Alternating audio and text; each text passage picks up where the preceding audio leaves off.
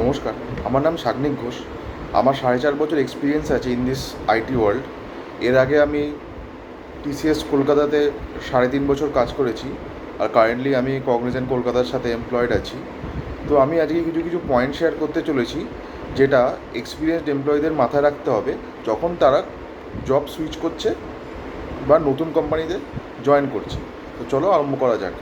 প্রথম পয়েন্ট হলো, যখন তোমরা নতুন কোম্পানিতে বা সামনের কোম্পানিতে অলরেডি ইন্টারভিউ হয়ে গেছে এবং এইচআর রাউন্ডও হয়ে গেছে, আর তোমাদের জানিয়ে দিয়েছে যে they will roll out offer very fast, তোমাদের কিন্তু তখন একদমই রিজাইন দেওয়া উচিত না। তার কারণটা হলো, তোমাদের কাছে তখন অফার লেটার আসেনি। তো এই অবস্থায় তো তোমাদের কি করা উচিত? তোমাদের এটাই বলা উচিত যে আপনারা আগে অফার রোল আউটটা করুন, তারপরে আমি রিজাইন দেবো। সেকেন্ড পয়েন্ট, এইচআর রাউন্ডের ডিসকাশানে তোমাদের কিছু কিছু প্রশ্ন করতে হবে, যেটা হলো, যখন ইন্টারভিউ এইচআর রাউন্ডে শেষ হয়ে যাবে তখন তোমাদের এইচআর জিজ্ঞেস করবে যে আমার জন্য কি কোনো প্রশ্ন আছে। তো তোমাদের যেটা করতে হবে সেটা হচ্ছে জিজ্ঞেস করতে হবে, আমার যে এই হায়ারিংটা সেটা কি কোনো একটা প্রজেক্টের জন্য না বেঞ্চের জন্য, এটা তোমাদের জানতে হবে। আর যদি প্রজেক্টের জন্য হয়ে থাকে তো তাহলে সেটা কি লং টার্ম প্রজেক্ট না শর্ট টার্ম প্রজেক্ট, আর ক্লায়েন্ট কোন ডোমেনে কাজ করে, ক্লায়েন্টের বিজনেস কী, একটু আইডিয়া তোমাদের রাখতে হবে। আর যদি বেঞ্চে হয় তো তোমাদেরকে জানতে হবে আপনাদের বেঞ্চ পলিসি কত, আর বেঞ্চে আমি কদিন পরে প্রজেক্ট পেতে চলেছি। এইসব প্রশ্নগুলো কিন্তু তোমাদের করতে হবে। তার কারণটা কি, এখন যা সিনারিও পড়েছে, কোনো কোম্পানিতে সুইচ করার সময় চেষ্টা করবে ডাইরেক্ট যাতে তোমরা প্রজেক্টে জয়েন করো। তার কারণ কি, বিলেবিলিটিটা এখন খুবই ইম্পর্ট্যান্ট।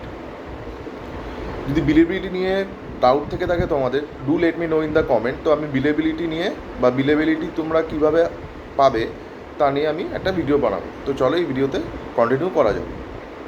আর একটা পয়েন্ট তোমাদের যেটা মাথায় রাখতে হবে সেটা হচ্ছে, তোমাদেরকে জিজ্ঞেস করতে হবে এই জবের থেকে আমার এক্সপেকটেশান কী, বা তোমাদের থেকে ওনারা কী এক্সপেকটেশান করছে। তার কারণটা হচ্ছে, কারেক্ট এক্সপেকটেশান যদি সেট না হয় তাহলে কাজের ক্ষেত্রে অনেক প্রেশার আসতে পারে।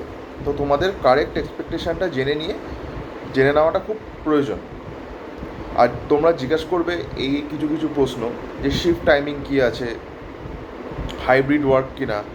এইগুলো কেন বলছি আমি জরুরি, যদি তোমাদের 3 days ওয়ার্ক উইক থাকে তাহলে তোমরা বাকি 2 দিন নিজের লার্নিংটাকে প্ল্যান করতে পারবে। আর যদি 5 days থাকে তো তোমরা জেনে নেবে শিফট টাইমিংটা কী, তাহলে তোমরা অফিস থেকে এসে নিজের লার্নিং বা অফিস যাওয়ার আগে কিছুটা তোমরা আপস্কিলিং করে যেতে পারবে। এবার হচ্ছে তোমাদের আরেকটা প্রশ্ন যেটা জিজ্ঞেস করতে হবে, এটা হচ্ছে তোমার টেকনিক্যাল রাউন্ডের সময় প্রশ্ন করতে হবে যে কখন আমাকে এইচআর ডাকবে, বা when will HR get back to me. তার কারণটা হচ্ছে তোমরা একটা ক্ল্যারিটি পেয়ে যাবে তো ওদের ইন্টারভিউ প্রসেসে কতটা টাইম লাগে। আর একটা পয়েন্ট তোমাদের যেটা মাথায় রাখতে হবে, তোমাদের যখন অফার লেটার এসে গেছে, তোমরা রিজাইন দিয়ে দিয়েছো, এইচআরকে বলতে হবে বা এইচআরের থেকে ফলো আপ নিতে হবে যে তোমাদের ব্যাকগ্রাউন্ড ভেরিফিকেশানের স্টেটাস কী আছে ইন দ্য সেন্স, তোমাদের ব্যাকগ্রাউন্ড ভেরিফিকেশান চলছে না শেষ হয়ে গেছে। আর যদি ব্যাকগ্রাউন্ড ভেরিফিকেশানের জন্য কোনো ডকুমেন্ট লাগে, কী দিতে হবে তোমাদেরকে, এইগুলো তোমরা মেলে জেনে নেবে।